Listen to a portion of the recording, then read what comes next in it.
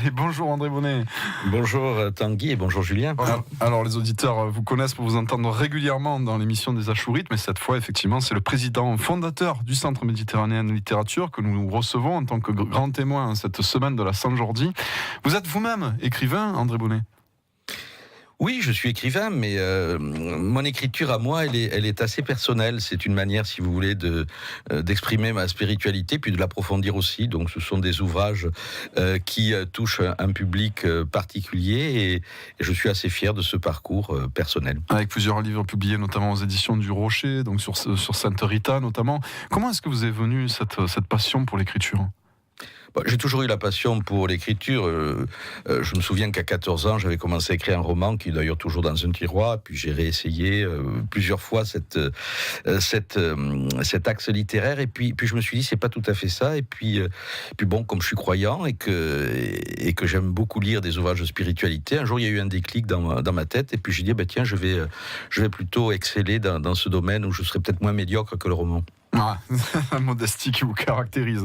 Avec aussi un livre sur Yves Klein, donc des goûts assez éclectiques.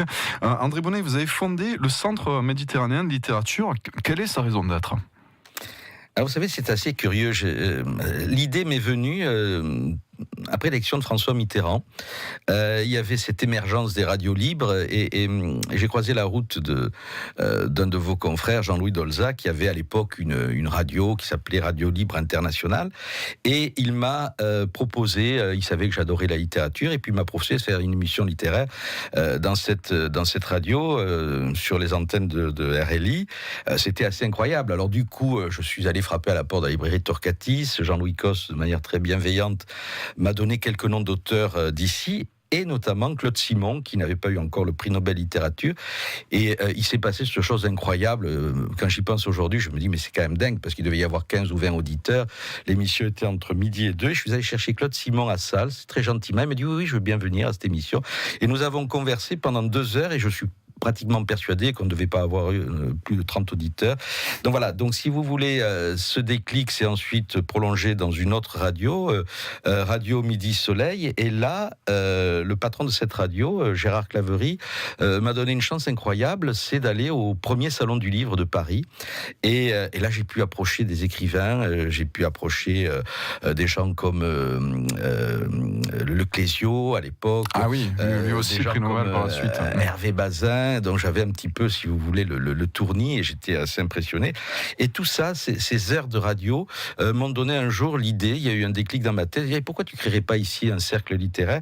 Et ce qui est assez étonnant, c'est que cette idée m'est venue au moment même où était mis en place le Salon du Livre de Paris. Donc vous voyez, au début des années 80, c'est un petit peu le coup d'envoi de cette vie littéraire décentralisée. Il faut se dire qu'à l'époque, il n'y avait aucun salon du livre. Brive n'existait pas, le salon de Nancy n'existait pas, et le salon de Paris venait de naître. Et au moment où ce salon naît, naît ici ce Centre méditerranéen de littérature, qui était évidemment au départ une coquille vide, et puis qui, 37 ans après, est devenu une institution. On va en reparler d'ailleurs tout à l'heure de toutes ces activités. Vous êtes également à l'initiative de la création, il y a 4 ans, du prix des écrivains gastronomes. Qu'est-ce que c'est que ça ? Alors ça, c'est très drôle. En fait, j'ai eu une relation d'amitié avec la ville de Montélimar, parce que j'avais organisé avec le maire Franck Régnier l'inauguration d'une place Charles Trenet, à l'occasion du 10e anniversaire de sa mort, et j'avais demandé à Charles Aznavour de venir inaugurer cette place. Et du coup, j'ai sympathisé avec les élus, avec les forces vives culturelles de cette région, et ils ont ce qui s'appelle la fête du nougat, qui est quelque chose d'assez extraordinaire, qui dépasse des milliers de personnes. Et le maire me dit, mais tu pourrais pas me créer un prix littéraire ? Alors je lui dis, attends, je vais pas te créer le prix nougat. et puis finalement, en y réfléchissant, il y a Anne-Sophie Pic, qui est un chef étoilé dans la région. Je me suis dit, pourquoi pas faire un prix des écrivains gastronomes ?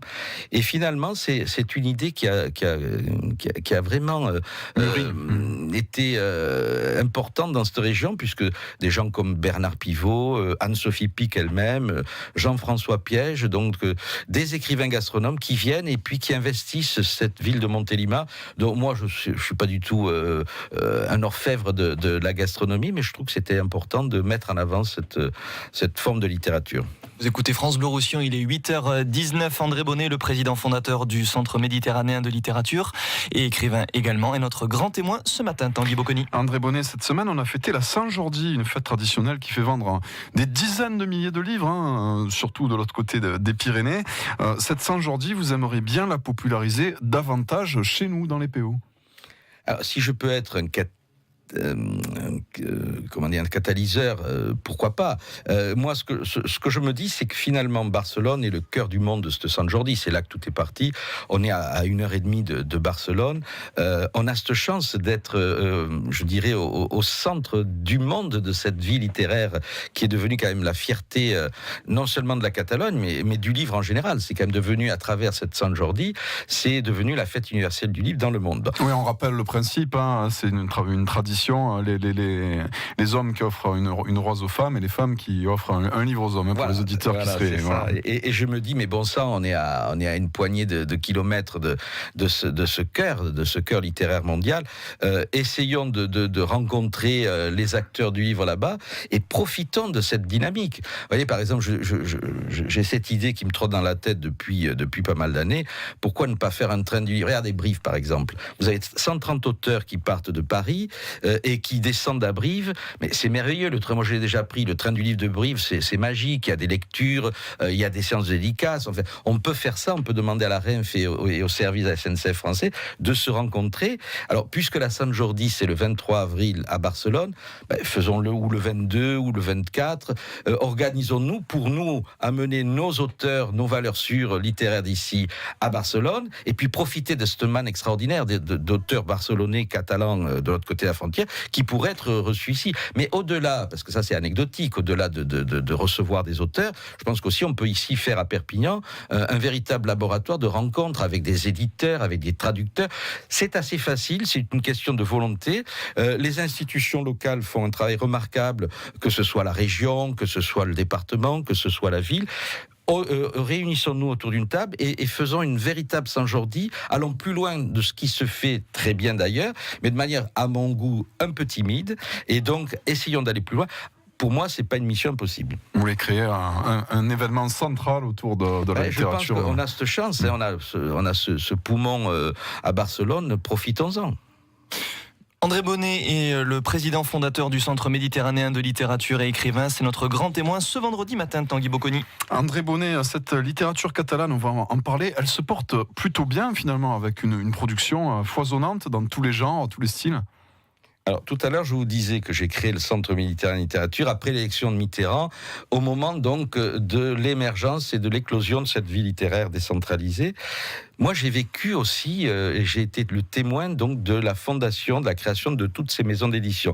Quand j'ai créé le Centre méditerranéen de littérature, il y avait les éditions du Chien d'An, c'était Xavier Dartuy. Peu de temps après sont nées les éditions du Traboucaire, remarquable maison d'édition du territoire. Et j'ai vu au fil des ans naître ces maisons d'édition, et je suis personnellement fier de ce qui se publie ici. Alors, ce qui se publie ici, s'il n'y avait pas des talents, il n'y aurait pas de maison d'édition. Et on a des talents incroyables. J'ai quelques noms là d'auteurs, notamment certains que nous avons couronnés du prix Méditerranée-Roussillon. Quand on regarde des auteurs, par exemple, qui ont cette fibre catalane et cette richesse de la littérature catalane, on a quand même des valeurs sûres. Joan Francesc Castés Hey, ce garçon est absolument extraordinaire, très timide, très discret et un talent formidable. Michel Adrouet, qui est le pape un des papes de la littérature d'ici, il avait publié Les Troubadours roussillonnais. N'oublions pas évidemment Jordi Percerda, qui est notre fierté. Oui. D'ailleurs, j'ai envie de pousser un coup de gueule. On l'entend régulièrement sur l'antenne. Voilà, j'ai envie de pousser un coup de gueule, l'Académie Nobel. Je crois qu'il n'y a jamais eu d'auteurs catalans qui ont décroché le prix Nobel. Ça paraît incroyable. Quand on regarde aussi de l'autre côté de la frontière, Balthazar Porcel, que nous avions couronné du prix Méditerranée, Albert Sanchez-Pignol, qui est un type absolument extraordinaire. Enfin, il y a plein d'auteurs qui mériteraient le prix Nobel. J'espère qu'un jour, les Nobel penseront aux Catalans. Et je pense que Jordi Percerda avait le profil d'un auteur qui aurait pu décrocher le prix Nobel de littérature. Ben, ce sera peut-être pour vous un nouveau cheval de bataille dans les années à venir, faire couronner un auteur catalan du prix Nobel de littérature. Pourquoi pas? Il y a encore beaucoup de choses qu'on aurait pu évoquer ce matin.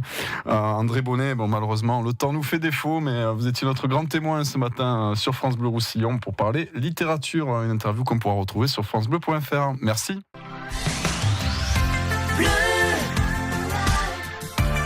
France France Bleu Roussillon. France Bleu.